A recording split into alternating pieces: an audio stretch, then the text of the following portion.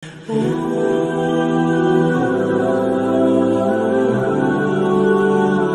4 hal yang menjaminkan banyak rizki, bukan memudahkan rizki. Tolong Bapak Ibu hafal, 4 hal bukan menjaminkan rizki, bukan memudahkan rizki, tidak. 4 hal mendatangkan rizki kemari. Dan 4 hal bukan Allah kasih kemudahan berarti kita berjalan mencari rizki Allah kasih, tidak. Bukan dikasih kemudahan, tapi di mana saja kita ada, posisi kita di mana saja, Allah datangkan rizki kepada kita. Yang pertama, qiyamul lail, salat malam. Yang kedua, berbanyak istighfar waktu sahur. Kalau anda tidak salat malam, jangan tinggalkan istighfar waktu sahur. Waktu sahur kapan? Kira-kira 30 menit sebelum azan. Disitulah Allah sendiri memuji, Allah bangga dan senang terhadap orang yang sahur. Sampai ulama berkata, tidak ada ibadah yang terbaik di waktu sahur selain istighfar. Jadi boleh baca Quran, boleh salat malam, boleh zikir, boleh apapun, tapi yang terbaik istighfar. Fokus hanya istighfar.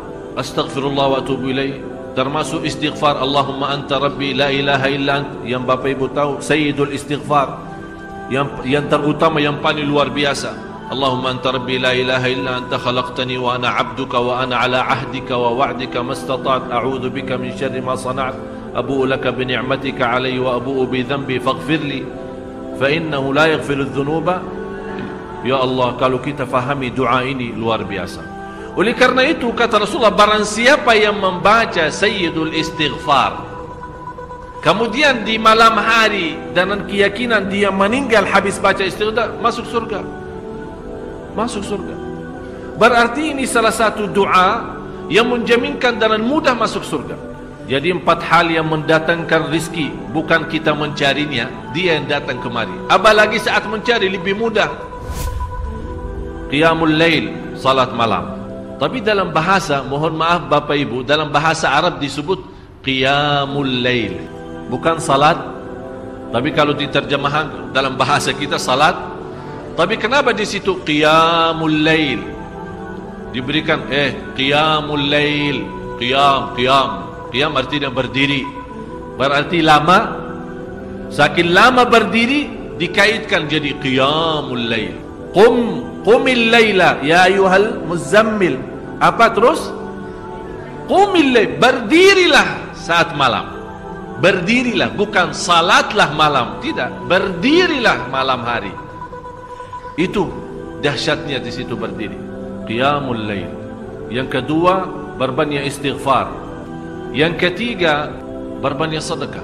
Sebenarnya bukan istilah berbanyak sedekah. Kadang-kadang orang bersedekah 100 juta, udah saya sudah bersedekah 100 juta. Bukan itu.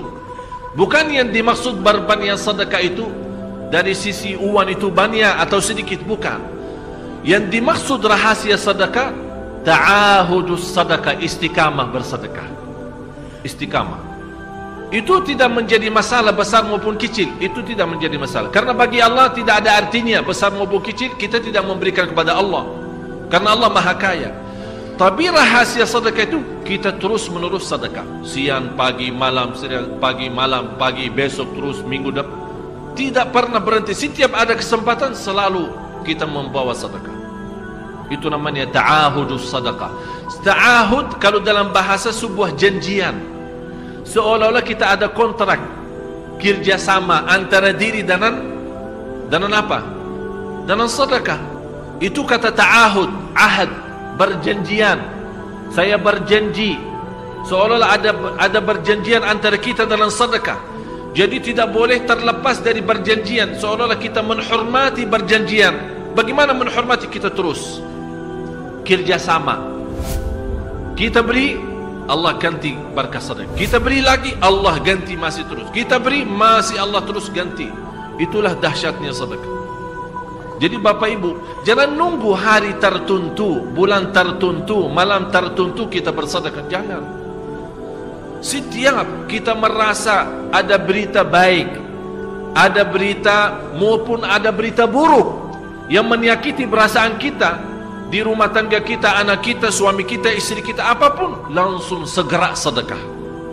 Disitulah rahasianya. Ikatkan seolah-olah kita sudah membuat perjanjian antara diri dan sedekah dalam segala hal, hal senang maupun hal tidak, hal bahagia maupun hal sedih, hal bangga maupun hal lagi menghadapi kesusahan, kesulitan, selalu sehat dan sakit. Terus yang keempat, zikir, berzikir pagi hari dan sore hari. Berzikir pagi hari dan sore hari. Ini 4 hal Bapak Ibu.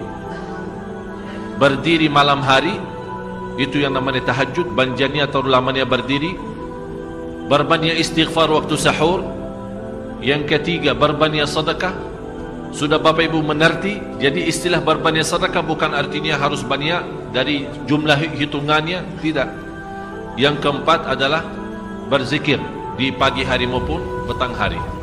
Amman huwa qanitun ana al-laili sajidan wa qa'iman. Sajidan wa qa'iman. Jadi Bapak Ibu, saat kita berdiri lama, walaupun baca satu ayat, diulangi berkali-kali. Walaupun baca surah pendek, tapi diulangi berkali-kali, tidak menjadi masalah. Bapak Ibu hanya hafal qulhu. Qulhu dibaca 3 kali, pahalanya seperti baca Al-Quran 30 juz. Ada seorang salih mengajak kawannya, sudah mendekati subuh, ayo bangun salat malam dan baca sepertiga Al-Quran. Langsung orang itu menjawab, bagaimana saya baca, sebentar lagi mau azan. Bacalah qul huwallahu ahad, salat malam dan qul huwallahu ahad. Jadi Bapak Ibu, yang saya harap jangan susah fikir, ya Allah saya mau baca apa. Tak usah susah fikir. Baca dan nikmati, yang penting nikmati bacaan. Walaupun qul huwallahu ahad setiap hari. Kalau kita pusang baca, Allah tidak akan pusang mendengar. Malah Allah paling senang mendengar bisikan bacaan dan bisikan doa kita malam hari. Allah paling senang mendengar bisikan doa munajat kita malam hari. Itu luar biasa.